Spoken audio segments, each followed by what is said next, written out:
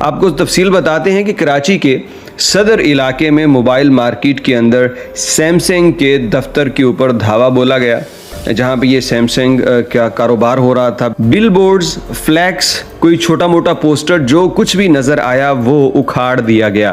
مشتعل مظاہرین اتنے شدید تھے کہ اگر پولیس اور رینجر بر وقت نہ پہنچتی تو عین ممکن تھا کہ یہاں پہ سیمسنگ کے اندر کام کرنے والے عملے کو بھی مار دیا جاتا اور سانحہ سیالکوٹ کی طرح ایک اور واقعہ رونما ہو جاتا۔ آپ کو اس کی تفصیل تو بڑی ساری سوشل میڈیا پہ پتہ چل گئی ہوگی، مزید جان لیجئے کہ سب سے پہلے تو نماز جمعہ کے بعد لوگ یہاں آئے، تھوڑا احتجاج کیا اور پھر یہ شدت اختیار کر گیا۔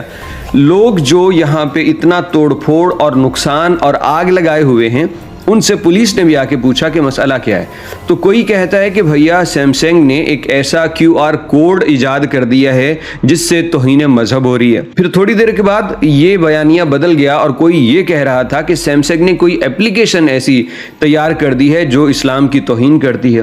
پھر یہ بھی پرانا ہو گیا تو کسی نے کوئی اور چیز نکالی، کوئی کہتا ہے کہ سیمسنگ ایسی اپلیکیشنز بنا رہی ہیں جو ہمارے مذہب پہ حملہ آور ہوں گی۔ پھر یہ بات چلتے چلتے آخر کار اصل مدعے تک پہنچی، اور اصل مدعا کیا تھا کہ سیمسنگ کی کمپنی میں کام کرنے والے ایک بندے نے، اس دفتر کے اندر موجود ایک بندے نے وہاں جو وائی فائی تھی اس کا نیم چینج کر دیا، اور اس نیم کے اندر اس نے صحابی رسول حضرت امیر معاویہ رضی اللہ تعالی عنہ کی شان اقدس میں گستاخی کی۔ ہم وہ الفاظ دہرانا نہیں چاہیں گے، ہم ان باتوں کو اس لیے ذکر نہیں کر رہے کیونکہ وہ تکلیف دینے والی ہیں۔ تو اس بدبخت نے یہ کام کیا، اس کے پیچھے بھی اس کی کوئی ذاتی سوچ ہو سکتی ہے، یا پھر بزنس کے اندر ہو سکتا ہے کہ کمپنی اس کی چھٹی کروانے والی ہو، یا کمپنی سے کوئی اختلاف ہو، وہ چاہتا ہو کہ کمپنی کا نقصان کروں، یا پھر ہر انسان کے ذہن میں شدت پسندی تو ہے کسی طرح کی، ہو سکتا ہے کہ اپنی ایکسٹریمزم کی وجہ سے اس نے ایسا کیا ہو۔ جو بھی معاملہ تھا یہ ایک شخص کا انفرادی معاملہ تھا، اور اس کے بعد اس کے خلاف کارروائی ہوئی، پولیس نے اس کو بھی پکڑا، باقی لوگ بھی اس میں گرفتار ہوئے۔ اب ایک بندے کی انفرادی حرکت کا ذمہ دار آپ پورے ادارے کو کیسے کر سکتے ہیں؟ آپ کسی ایک بندے کی وجہ سے اتنے بڑے کاروباری مرکز میں ایسا دھاوا کیسے بول سکتے ہیں کہ پوری دنیا یہ خبر بریک کر رہی ہے کہ سیمسنگ کو پاکستان میں اپنا کام بند کر دینا چاہیے؟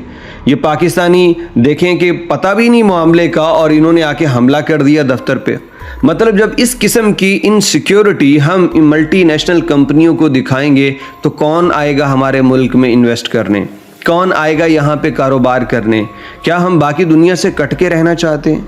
کیا ہم اسی میں اپنی ترقی تلاش کرتے ہیں کہ ہم اپنی ایک ایسی پہچان بنائیں کہ کوئی نہ سیاحت کے غرض سے یہاں آنا چاہے، نہ کاروبار کے غرض سے یہاں آنا چاہے؟ اور ایسے بے وقوف لوگ ہیں کہ پتہ تک نہیں ہے کہ معاملہ کیا چل رہا ہے، بس توڑ پھوڑ کرنی ہے۔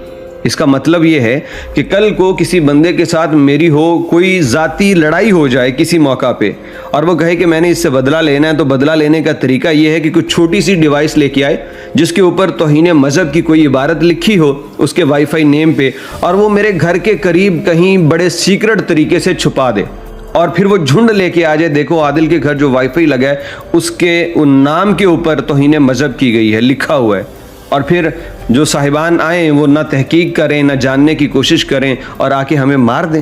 خواتین و حضرات، یہ ماننا پڑے گا کہ ہم شدت پسندی میں آگے اس لیے گئے ہیں کیونکہ ہم جہالت کی وجہ سے نہ کسی بات کی تحقیق کرنے کے قابل ہیں، نہ ہم یہ سوچتے ہیں، نہ ہمیں سکھایا گیا ہے کہ کوئی چیز تمہارے پاس آئے تو پہلے تم نے ریاکشن کیا دینا ہے۔ حالانکہ ہمارے قرآن نے تو بتا دیا کہ خبر تمہارے پاس پہنچے تو تحقیق کر لیا کرو، یہ نہ ہو کہ کسی منافق فاسد نے دی ہو۔ لیکن قرآن کو پڑھتا کون ہے؟ قرآن کو سمجھتا کون ہے؟ یہاں تو سیاست بھی اپنی مرضی کی، یہاں تو اسلام پہ چلنا بھی اپنی مرضی کا، اور وہ کریں گے جو من چاہے گا، جو اللہ اور اس کے رسول چاہتے ہیں وہ نہیں کریں گے۔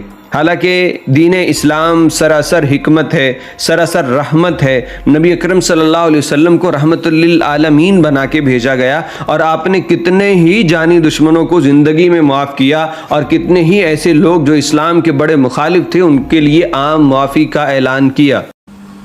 میں کہتا ہوں بڑی پریشانی والی بات ہے، بڑی حیرانی والی بات ہے۔ باقی اللہ پاک سے یہی دعا ہے کہ اللہ پاک ہمیں ایسے لوگوں کو شر سے محفوظ فرمائے، اور اللہ پاک ایسے لوگوں کو ہدایت دے۔ یار یہ میں کہتا ہوں اس کا واللہ اس کا انجام کو اچھا نہیں ہے۔ جہنم کو ہی اپنی طرف دعوت دے رہے ہیں، جنت کو دعوت کو نہیں دے رہے۔